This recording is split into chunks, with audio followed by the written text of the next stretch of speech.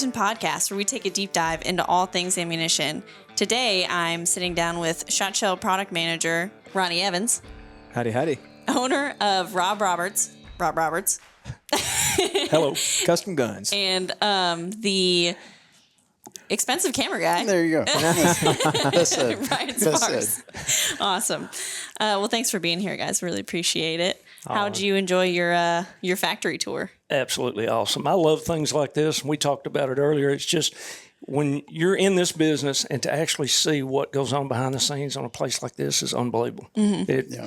People take it for granted how much work and how much brains somebody along the line there was a lot of smart people to put this together. Yes, they did. Yes, they did. It's unbelievable. And the history also. Yep. History's a crucial thing. Neat stuff. Yeah. And it's just amazing.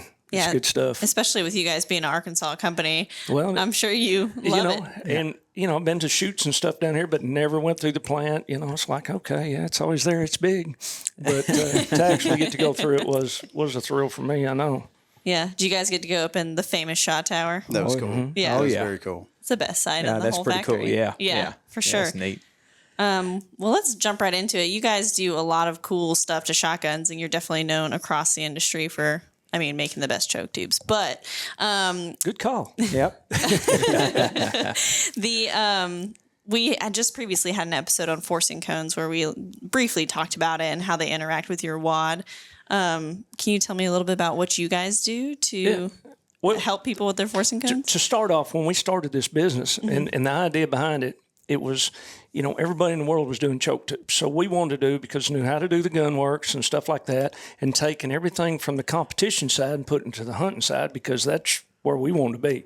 I always was into hunting really a lot harder than the other. And so forcing cones was one of the main things that, come across. And so we never really pushed the choke tubes. We pushed this type work, and now it's flip-flop, and now it's starting to get more and more other choke tubes. But to answer your question on these forcing cones, that is something that a lot of people have no idea, but especially all your European guns, some of the new stuff now, like Browning and some of the Remington stuff, are coming with the forcing cones already gone. They're building them without them. Yep. But in the old days, they made a lot of your shot shells that had, cardboard and paper wad type things, and the forcing cone sits above the chamber, and so it's kind of like a wind gate, and it kind of formed everything to go through to keep everything together. Right. But in reality, when you're using today's technology and everything, you guys ain't using that stuff here by no means. It's a lot different. And so when you're dealing with that, you come in and you do your take the forcing cone out. What you're doing is you're taking a little pressure off your shoulder, some felt recoil, plus you're taking any kind of distorted effect out. So your patterns just get denser. It's more, the pellets are calm, your strays are starting to come back, and it's probably the best thing you can do to your shotgun. I mean, it's the cheapest and most effective thing, whether you're using our choke tubes or somebody else's. But that's why we do it, and all your your European makes, your Berettas, Benellis, all these kind of guys, they still have that European, still have forcing cones, and we wish they all did, because we do a lot of them. And so, that is the one thing, best bang for the buck, so to speak. Yep. Mm-hmm. So with we see a lot of new design in wads and things. Is that a direct reflection of the wad design? Maybe today is not need the forcing cone so much, other than... it still builds pressure, right? But but it still helps also with your pattern. But I think it's just, that kind of the cup and wad and everything in there, I think, basically doing that just for better patterns, period. Right. Whether they do it or don't. Because, like I said, technology, and especially with what you guys do, is amazing. It's come a long way. Yes, it has. Last 100 and some years. Good Lord. Yeah. Big difference. So if you bought your shotgun, what you would tell somebody to do if they wanted to really customize it, the first thing would do you fix your forcing cone? 100%. Absolutely. Yeah. Okay. That's good to know. That's good to know. And I'll do that. I'll take a gun in there. It's like, man, I need it for the weekend. It don't matter. Just grab it and go do the cones on it, put the right chokes, and take off from there is how I'll start everything off personally. Yep. Yeah. And in forcing cones, was that something that they used to do? You said that you take a target gun basically and you want to put it in the field. Is that what they used to do for target guns? And now your competition guys were so far advanced over most hunters, because they're wanting every, just like your pigeon shooters that, you're not supposed to talk about. But those guys, they're into gambling so hard. They want every everything they can do. It's a race car driver. They want it, push it to the max. And so what and being around that world so much back in the day, and we talked earlier about all the people who knew and was a part of, you learn not necessarily from my shooting, but being around these other guys that really, these national world's champion type guys that are unbelievable. That's part of the game. This is where I sit back and watched all that go play, and I thought, hey, we got a place for this. So that's really what started it all. Yep. But the first time I'd ever knew anything about messing with a forcing cone was years ago. I was shooting trap a lot, and I had bought a new barrel for 1100 I was shooting, and I would break some targets, and some targets would just like break in half, and I knew I had to be on them. So, and I was like, the guy, have you patterned your shotgun? And the first thing I saw, there would be spots in the pattern with like 7.5 and 8s. There'd be a hole in the pattern, that size. A clay target can go through that. Yeah. Right? That's about a clay target. And so I had a guy lengthen the forcing cone on that 1100. And the first thing I noticed, first off, like what you're talking about, the recoil, it was like shooting a pop gun. I mean, the amount of back pressure from the recoil was virtually nothing because it's a gas gun too anyway. But what I also started noticing was my targets would be powder. And then when I went and shot my pattern in, which we'll talk about some more with this gun here in a little bit, the center of the pattern was more uniform, right? There was no weird... It wasn't oddly shaped. And you didn't see any flyers outside. It was a more consistent pattern. And that's the only thing we did to the gun was lengthen the forcing cone. And the term I've come up with, since I know English better than most, was an evenness. Evenness. It's not in the dictionary, but it's more evenness. We make it up as we go, right? Yeah, that's it. We're Arkansas. But no, getting that, like you said, the density, just where they're spread out, and you get it even. You get the gun doing that, and you did reflect on something right there. A lot of people never go shoot their guns. They think it's a shotgun; they can hit anything; it shoots straight. Right. And they don't. No. Most of them do not. It's and it gets worse now. The turkey hunting market, those guys are out there patterning. Yes, they are. And I know you guys building ammo love that because they shoot tons and tons of ammo. And we like them to do it right. That's right. More at targets than turkeys. That's right. But that's another thing that they notice is, the tighter you constrict it down, the more noticeable the point of impact. And so those are the guys that are really like, oh my, this gun don't shoot straight. What do I need to do? Scope it, move it, bend it. What do you do? And so that's part of it too. But even in the sporting world, if they're off too much, they're off. They're off. Yeah. That's right. By an inch, by a mile kind of thing. Exactly. It might as well be. You talked about lengthening your forcing cone, reducing your recoil, right? Yes. What I saw that what you guys do called EDM porting also reduces recoil. Can you tell me what that is? Yes, we're actually, and you see porting's been around forever, and a lot of folks do it and everything, and it's one of those things that we do, and not trying to toot a horn, not trying to this, but we did actually put some science behind the theory of how this actually works, and our porting works, but we don't push it on people. Like if you're in a duck blind, which is one of our main markets is in the duck world, well, you don't want to add any extra noise to the guy next to you. Porting don't bother you, but it'll bother him if I swing and boom, it lights him up. But what it is these are barrels out towards the end of your barrel. These are EDM is a machine that is going to burn them. It's not drilled. That's the main thing. There's a lot of places you can go and they'll drill holes. You don't want to change the temperature or nothing in the barrel. You don't want to drill them. You need them burned. And it cauterizes a wound, if you would, and you go in and come out. And the other thing is you don't want anything in straight lines or teardrops or pointy, anything like that, because it puts stress into your barrel, which ours are all in an oval. And then plus we come in at a degree of angle. Most people just burn straight through the holes. We actually come in a degree, so let's say you could stick your head inside the barrel and you could see it, you would notice that because it's coming into the barrel at an angle, it's actually catching some on the backside and on the front. So it is actually catching some of this pressure coming off and pulling it outward. Kind of like if you pictured a top fuel dragster going down, you see how those exhaust pipes come up and it's blowing it, and it's kind of blowing it back this way, keeping the car lower to the ground. This same thing is keeping your barrel lower to the ground. So a lot of guys will do it, even though it will take like recoil off your face. it's also target acquisition. So if they can go in and shoot the first one, boom, and it flies up, and then they look for the second one, boom. But if you're going boom, boom, you're on it. It's just quicker, and it's helps you with your follow through too. Sporting clays, it's huge. You know, a lot. That's a market where it's really huge. Dove hunt and stuff like that. Sure enough. But trap guys, especially if they're just shooting singles, they're not worried about it. Other than it does come in handy because it is they're getting beat on the face, and then eventually, if you start bruising up on the face, your cheek, and I know I've done it many times. Oh yeah. Once you start, if it causes you to blink your eyes, just that blink, that's a flinch. That's a flinch. It may not be the worst you ever had, but you flinched. Right. And eventually, by the course of 100 targets, 200 targets, or if you're on a 4 or 5 day deal, that flinch cost you. Yeah, it sure can. And if you're going to like the Grand American, the difference between 100 and 99 is the winner. You're either in or out. Yeah, that's exactly. right. So, and that's why I don't go. Because my 120 out of 200 probably but probably going to get me there. No, I'm I'm out. I'm probably good there too. Yeah, that makes a lot of sense though, and I like that analogy that you use. So it moves the air in a way that helps you hold, right? Yep. Yeah. And you can actually, there's been pictures taken. You can actually see it like really close to dark, and you'll see kind of flames come out. It's kind of cool. But we've had pictures. Hey, look at this did. You don't want to push that too much because everybody thinks their head will catch on fire. They'll set the duck blind on fire. They're worried about that.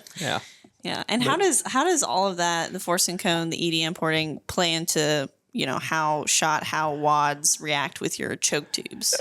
That's not. It's just what it's doing. It's letting the barrel, giving the barrel a chance to let your choke tubes take over. It's taking that away. It's not. And like I said, our chokes, his chokes, their chokes. It's going to help all of them perform better.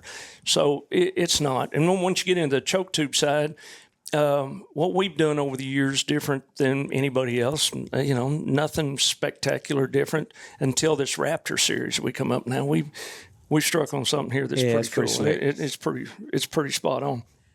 But at the same point, what we were allowed to do, because we patterned so many guns, and we do them on a daily basis. I mean, we got one guy all he does is pattern guns all day. It's just customer guns, and then through our stuff that we've done with the companies now, it's just we pattern lots and lots. We go through lots of ammo, and that allows us to see things, see changes, see what if somebody wants.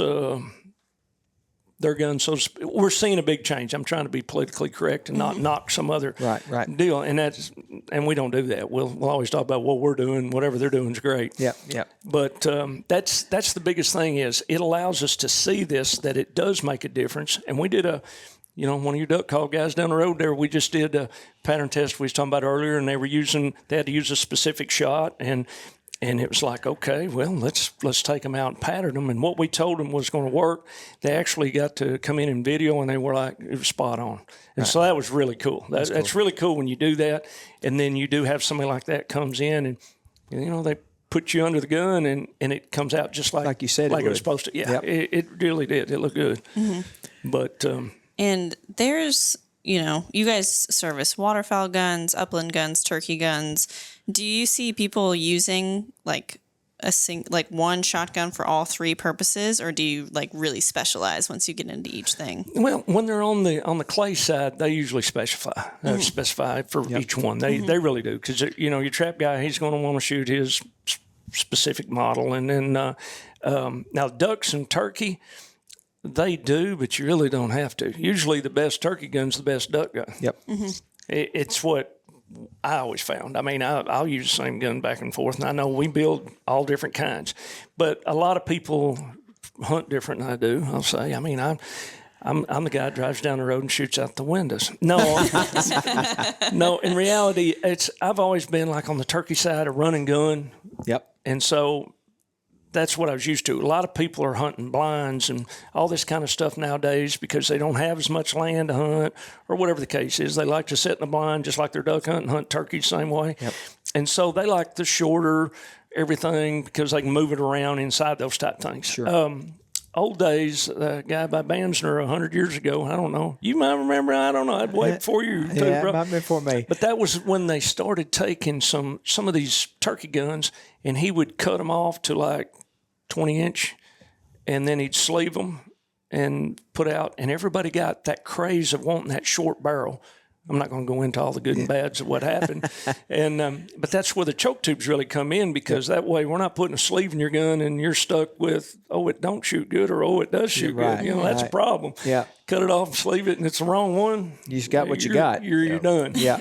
And so that's kind of started that short barrel craze. But longer the barrel, I mean, you don't have Digwig ain't shooting a 21-inch barrel on his gun. No, he's not. And I mean, that kind of says things. Yeah, it does, doesn't it? Well, talking back to choke tubes, so back to that a little bit. Your numbering system is different than anybody else I've ever seen. And when you explained it to me, I want you to explain it here too, but it takes a lot of guesswork out. You know, we see a choke tube, it's improved cylinder, or it's modified, or well, they've got their own number system, and it just go ahead and explain it to me. I really like it. Well, I was drinking a lot back in those days. Well, we have to have our inspiration from somewhere, Rob, you know. Actually, what it was is, you know, like I said, I'm so old that I was back in the deal where you would go buy a choke tube and you want to improve cylinder for your gun for lead. Now you want to improve cylinder because you're going to duck hunt, so you need improved cylinder steel. And it's like, why would you want to do this and why would you want to do that? And so starting up the company and everything, the way it all kind of planned out, I always kept thinking of, in reality, shooting these guns, you only need 3 chokes max.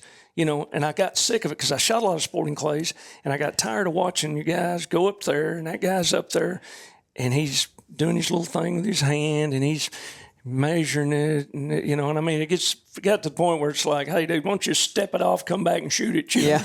But they're doing that, and then they're figuring, okay, I need an IC, I need a mod, and they're screwing them in, screwing them out, screwing them in, screwing it out, and then you go shoot with somebody that has like a Digwig or somebody like that has a fixed choke in their gun and breaking everything. Close, far, whatever. And it's like you find out what the gun likes. So what we did is start breaking it down.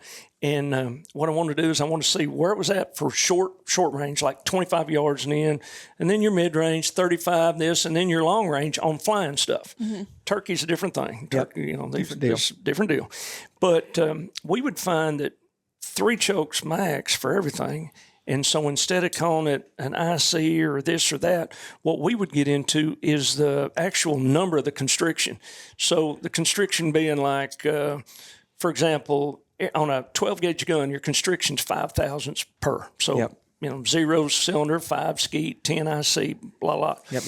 And so tried that a little bit, but we were using the machine instead. So we would take the machine and we'd shoot, like Benelli has a small bore, we'd shoot Benelli.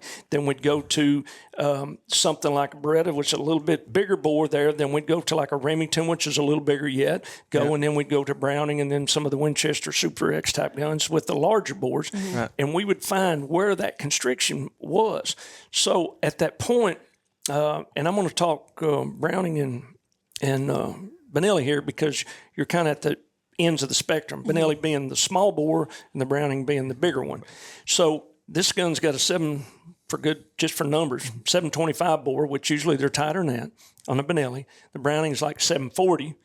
So you start doing the math. So if you got 15 thousandths constriction, which would be like a light mod, you do the math. If you take it from 725 on this Benelli, you're at 710 constriction, the gun shoots really well.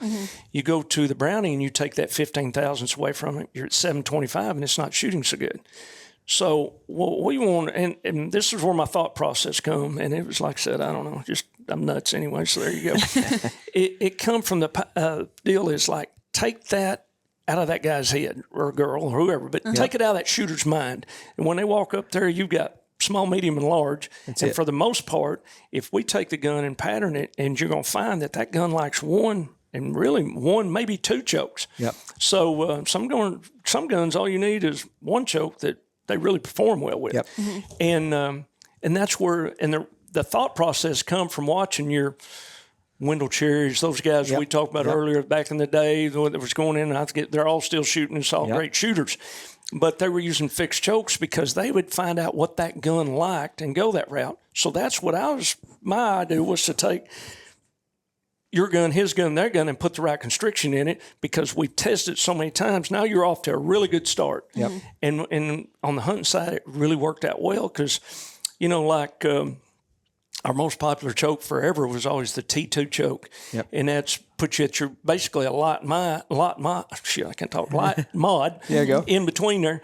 And that puts you into being able to come in and you say, okay, well, this shoots good with, I'm shooting steel 2s. Right. Or I'm coming in and I'm shooting BBs. Or, hey, I went dove hunting. I'm out here shooting straight 8s or 7.5s. Yep. And we found that choke in that particular gun likes those particular things. And so it's it really helps. Mm-hmm. But what we try to do is we try to do that for you. So we got over the years, we got people who send a gun and say, hey, look, we don't want to mess with it.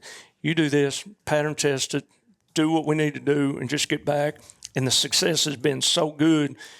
You know, you're not screwing these folks over. They're going in. You're actually doing this, and just like here in a little while, we'll talk about this one. This was on a gun we did here. Yep. Kind of shows you what they're doing, what it comes out with, and once they get that good idea, then their confidence is now they're a hunter. Now he's worried about where the ducks are, or is just well, I gotta go get my dog, or my boat's not working, or hey, I gotta go and we gotta go. Whatever, scouting, doing whatever the case may be, you're not worried about that gun. This is one tool you're not going to have to worry about. That's it. Yeah. That's it. And we take right. it, and it's actually a big tool because going all the way back around, people don't shoot your guns. A lot of times they didn't have time for it. So they think, I got a brand new such and such. They're supposed to be great. I bought this box of shells. I ought to just go kill everything. And normally what they'll do is they'll always blame it on the shell, the choke. Yep. Whatever. It's never their own fault. Oh, no. Of course, I'm a guy. I've never done anything wrong either. But they never go back to that idea. It's like, okay, you went and shot, and then you was aiming here and it shot over there. Yep. And it's a big player. Mm-hmm. Yeah, you'll find. I'm like you on that too, Rob. You'll see every year before deer season, guys shoot their rifle every year. Mm-hmm. Never shoot their shotgun. Right. They go buy a brand new gun and put shells in it and go expect to kill things with it. And they're doing themselves a disservice because they don't, first off, like you said, maybe understand point of impact, number one. And number two, what choke tube's working the best and what shot is it liking the best, right? Like I said all ago, a hole that big. We've done some testing out here out back at 40 yards with some ammunition, competitor ammunition that had holes that large in it. I don't know about you, but I've seen ducks that'll fly through that. Oh, yeah. And so you need to know those things. Yeah. Because it takes a lot of guesswork out. And when you see stuff like what he's got here with this, I know what I got now. Right. I know for sure what I've got. Yeah. And like you said before, every gun has their own personality. Sure they do. So just because, like, we're talking target shooting, just because gun clubs is going to work in this doesn't mean, like, SDS might work better in this one. It might be. You never know with that antimony percentage, coating, wad differences. Difference in wads. Yep. Yeah. They all react differently. So you got to know. Yep. No, and sometimes it's just shot size difference. And some guns really love, shooting. If you're on the sporting clay side, you go, I really like shooting just 8s. Or some will go, I'm just confident with 7.5. Yep. Yeah, definitely. Those are good things to know. Another good thing to know that some people don't know, you need different choke tubes for TSS and for bismuth and for steel and for lead. Pay attention. You can do this, yes. Yeah. We come up with some for the people that do, that bismuth craze hit there for, I don't know, it's still going on, I'm sure. But you got certain people that's all they're going to shoot. Mm-hmm. Yep. And so that was kind of the cool deal we did with those guys. They were shooting nothing but bismuth. We're going to shoot this. Okay, that's fine. And when it come through, it's like, well, we're going to pattern all of it. And this is on our Raptor series. We did the 1, the 2, the 3, and we did it all these distances. Mm-hmm. And then we did the bismuth. And so now our bismuth choke is not for everybody. And, there's a lot of, we won't get into that part. It's people that might argue it, but we've tested it all. And so when we go to test it, we test it all. Yeah. We want to see that if, the BS behind some of it or the straight up. Yep. And so when we're out there testing it, the bismuth choke that what we found with that, it's more like lead, so you shoot it a lot tighter. Mm-hmm. Yep. And it was like, whatever, that's exactly what we found. That bismuth choke, it comes in, it's a lot tighter. Mm-hmm. But for the norm, a lot of people can shoot our other chokes and try this back and forth. But if you're going to settle in and be that specific one, TSS, same thing. We shoot them pretty tight. Yep. And I know it's a hard one and everything, but you're talking smaller size shot, so patting her down. That's right. I killed turkey this year using y'all's choke tube with our number 9 TSS at 45 yards. I mean, he's out there at 40, and he didn't do it but flop. That's it. The TSS is that's it's the pinnacle lethal stuff. That's the pinnacle, I would think, what you'd call that, would you? Especially on turkey. Yeah. And yeah. Now, I mean, there's a lot of argument, and I can get in on the argument too, like on ducks and everything like that, just because it's not flattening out. You're not getting the shock value out of it. You're getting the bones breaking. Yeah. On a turkey, that's what you want. You want the bones to break.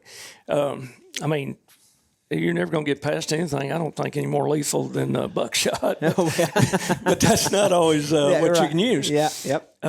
That's what tears up all of our machines and everything. It tears up everything, buckshot. But no, there's a place for all this stuff. Yep. Yeah. And like you guys were talking about before, one of the most important things, we tell everybody to do this, but I'm not sure everyone does. Like you said, Ronnie, pattern your gun. Yep. You guys do computerized pattern testing. Correct. Would you say that's like one of the biggest services that you give people? We do a lot of it. Yeah. Yeah, it's one of those things. It's something we do a ton of.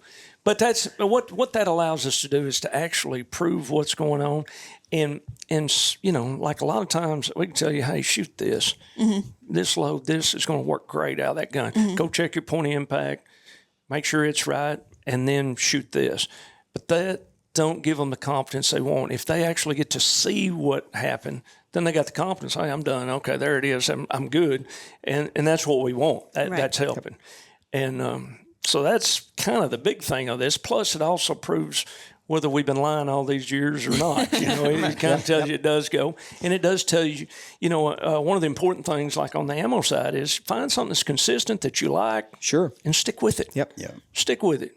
And, you know, over the years, we tell people, especially like when you buy your turkey loads, if you go down and buy these and this really shoots out of your gun good, you know, it'd be nice if you get that same lot number, but go buy another 5-6 boxes of that. Don't just, you know, hope year to year. Don't buy a turkey, a new one every year. Yeah, yep.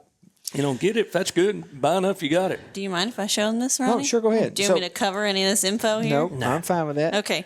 This is Ronnie got his shotgun computerized pattern from Rob Roberts right here. So this is what it looks like. And that's a pretty dang good pattern. It is good pattern. Yeah. I'm real confident with what I got. Yeah, and this is for a steel. Yeah, what this will do is, you know, like I said, it'll break it down. He'll show you. Here, these are all different ones. Okay? Oh, okay. So you're looking at what this choke did, that choke did. You know, that kind of. I don't have my glasses on here, so. Yeah, we had 25 and 35 yards yards here. Yeah, yep. And so you got different ranges, and what these will tell you is, you know, here's your gun, here's your name, here's your all that stuff, and then we're wanting to show you how many pellets you got in a 10-inch, 20-inch, 30-inch type circle, and the percentage it did, how far it was. This is how many pellets are in the load. This is, you know, here's what the load is. And so you can break it down and go through all your different varieties of stuff. And then when you get done, you can go, well, hey, you know, I really like it. Yeah, like how you've got it broke down here. It's got 183 pellets in the load. And inside of a 30-inch circle at 35 yards, there's 166 of those pellets. At 20 inch is 108. Oh, gotcha. And at 10 was a 10-inch circle was 41. So that's pretty even disbursement when you look at that. And then this is also like right here, you see the little box, and then that's your point of aim and point of impact. Okay. So it's like that gun there shooting straight on. Yep. And it's right that's there. good. You know, he's talking about the gun here. When we started the development and we felt like we had something good with the duplex loads, we went and spent the day and shot through their guns with their equipment, right? We've looked at our stuff here, but we was like, we think we got something good here. Let's go validate. And we go to theirs and we're seeing the same thing there. So it give us a more level of confidence in what we're developing. Hey, we're on to something here, you know, and we spent the day with them up there and shot them through several different guns and at different yardages. And it give us a level of confidence in the loads we're developing too. Right. So, And it was. It did well. You know, I found one there I really liked myself. It was like, I I know these are new gun, but I wish you'd hurry and get some more of them. But it was one that was just like I said. We noticed that even at the different ranges, it was still, for whatever reason, and that would be more your call on putting the load together. But for whatever reason, we were getting basically the same size pattern at 25, 35, and 45. You know, it's like it stayed pretty consistent. It was holding, and it was bigger pellet. It was a bigger duck load. But it was real impressive. It was rock and rolling. I remember shooting gel with those. Yeah, that was fun. I was very impressed there. How far they would go into the jail and things of that nature. It was when you got two different shots. This is the BB by 4 here is what he shot here. Our duplex BB by 4s. And what we're seeing is, again, those two different sizes of shot in the same round. It's almost like they act as a buffer for themselves, right? And it doesn't let, through multiple different guns we shot this through now, we don't see this just fling open. It's like it all just drafts together somehow or another. And the stream doesn't get extremely long, but it just stays together well, and you don't see these holes in the pattern. And it gives you, at 25 yards, you've got a pretty good pattern with a bunch of pellets in it, but I've also got some bigger pellets. If I need to stretch out for a bigger bird, I've got a range with this round. They're going to last. Yes. Yeah. And on these duplex, are you stacking them or how They're stacked. That's the... So we have two different shot chargers, all right? And we put the, I can't remember if it's bigger. I hate to tell this now, but one shot charge goes on the bottom. These are 1 1/4 ounce, so there'll be 5/8 a shot go in, and then the next 5/8 comes on top of it. So it's actually stacked. It's not a blend or mixed. Now, years ago when you run the duplex loads, they weren't, where they were just mixed? They was that same They way were too. actually stacked also. They was two different chargers done that way then too. Yep. Okay. So we I had didn't two know shot if that chargers. was a new technology that is coming out with the stack stuff. Or probably the biggest thing that helped us from when we started back in the 90s to today is burn speeds on powders, different primers, and how we've come with our steel wads. Those wads has gotten it. Our wad is not a super flashy, fancy wad, but it just holds together well. The material it's made out of, it just really holds together well, and it helps hold all that together pretty good. Very important. Yes, it helps. It's not soft, but it's not hard either. I mean, it's got a nice balance to where, I mean, it travels out, but it'll pull up an open way. I mean, with those we were shooting up there that day, we were shooting at 35 yards, and the wads would be probably 10 yards from where we were shooting at. So, they would fly 25 yards. So, meaning they would stick with her pretty good at times. So sturdy but flexible. Yeah. So you wouldn't have to worry about a wad flying, a pedal coming off or causing an issue there. But we heard, always got good seal. I mean, these are at 1,450 feet per second, and they thumped. And we were shooting them out of M2s with forcing cones, and we shot a bunch of shells that day. And as a test of those guns, we shot a bunch of them, and I wouldn't beat up. And they was all 3-inch, 1 1/4 ounce stuff running 1450.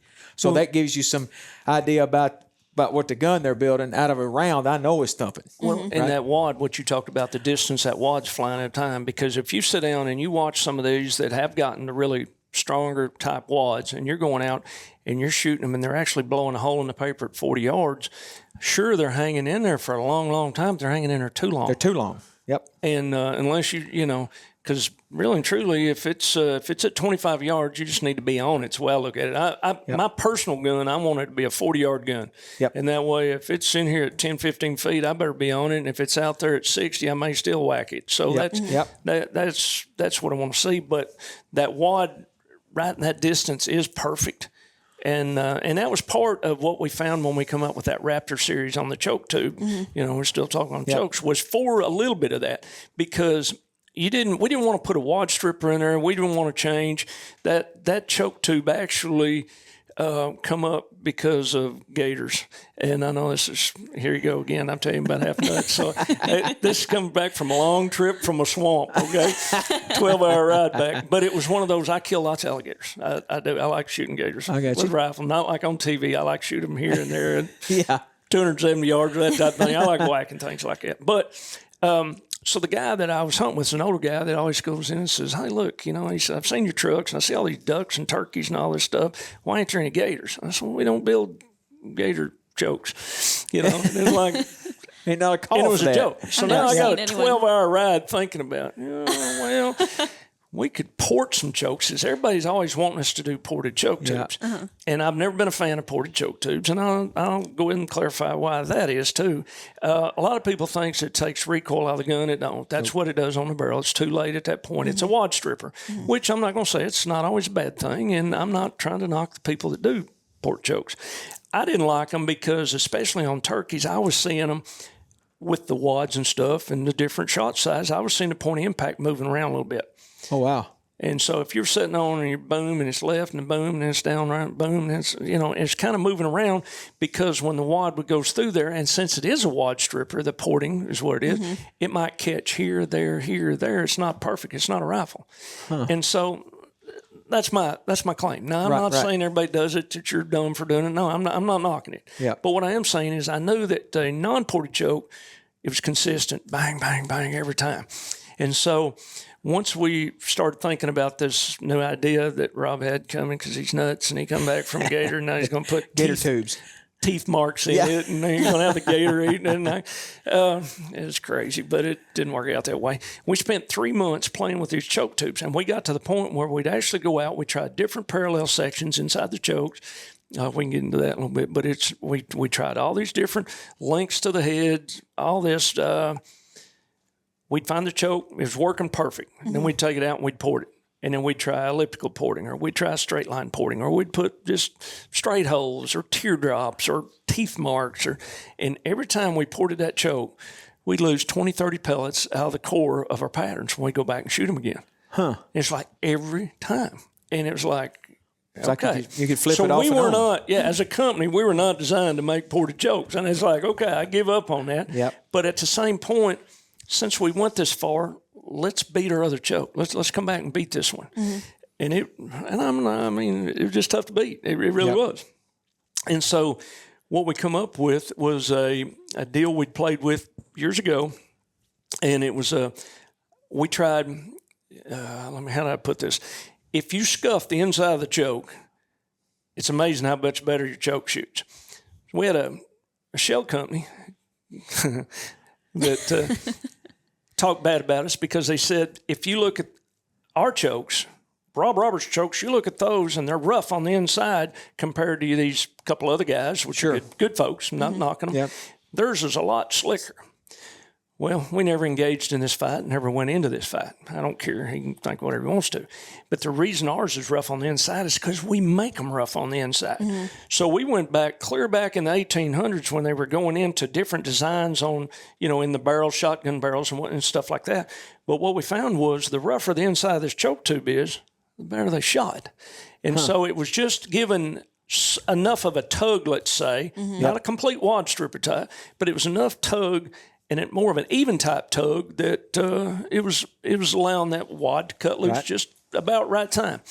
And so it's like, okay, let's play with it. And I did an experiment with a guy, and I told him, I said, here, give him a rat tail file, had him hook it up in a vise.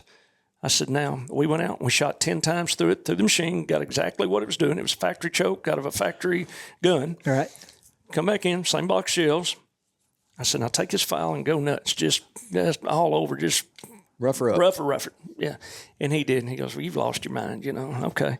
Now go shoot it. We went out and shot it. It jumped 10.1%. Was the percentage on 10 shot. That is not insignificant. No, it was good. And he goes, well, okay. He said, so if I've got an improved cylinder choke and I want 10% better, all I got to do is go to a modified, which is a valid point, except for what if the modified does not shoot good in your gun? Once again, your gun likes this IC, and now we added 10% to it. A turkey choke, for example, if it likes a 655 choke, it don't like a 660, it don't like a 640.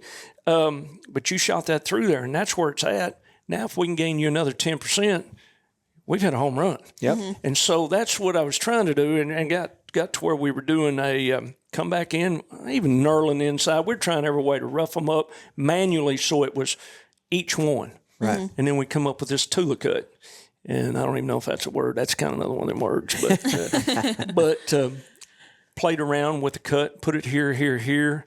We found through the transition into the parallels, all this kind of stuff, we found how it needed to be, which way it needed to be, and our core started popping. It's really serious. And when we've had a lot of guys that go, it's almost too serious. Oh, wow. So, I always shot like a T3 before, but now going into the Raptor series, I'm shooting a R2, R2, yep. And so that's kind of part of that game. Yep. But I know I went way off on you right there, but that I didn't That's a mean lot to of get good deep, but information. that kind of went with the wad thing. And Yeah. so by it being a cut, it's a complete. So it's machined exactly the same on every one of them. All the way and around. No matter how that wad comes through there, it's going to hit it the same every time. So the point of impact's going to stay on.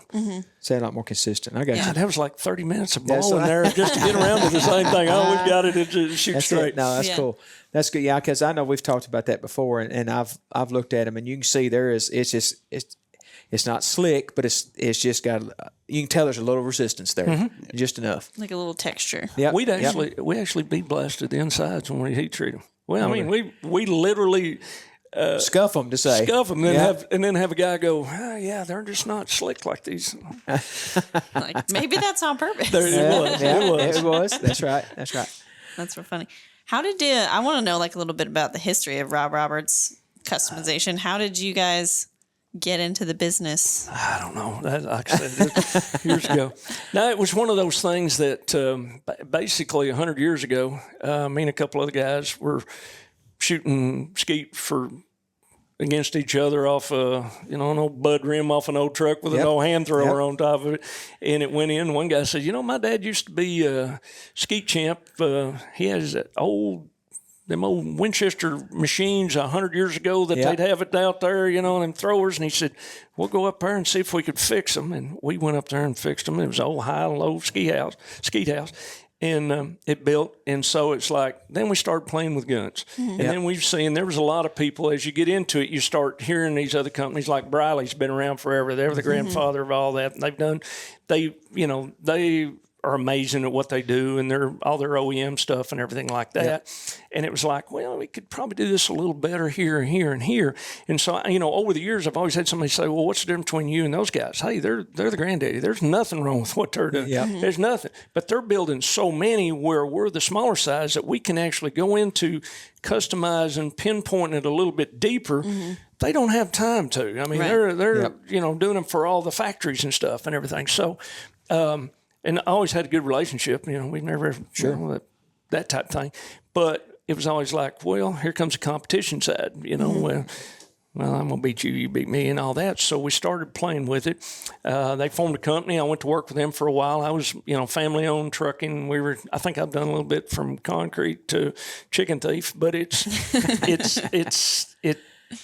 just always sparked. There was always something there. It's always been about guns. Grew up with BB guns shooting cats. I mean, what kid don't need to grow up with BB guns shooting cats? And so it's as it went on, it was more and more, and then you start finding this works, that works.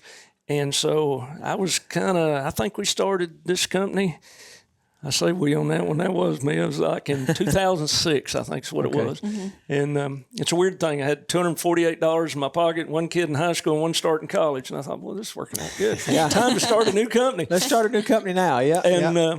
And to this day, if you kill me, I'll have $248 in my pocket. I don't care if I'm at the beach, but that is. And good Lord blessed us on being able to grow with it.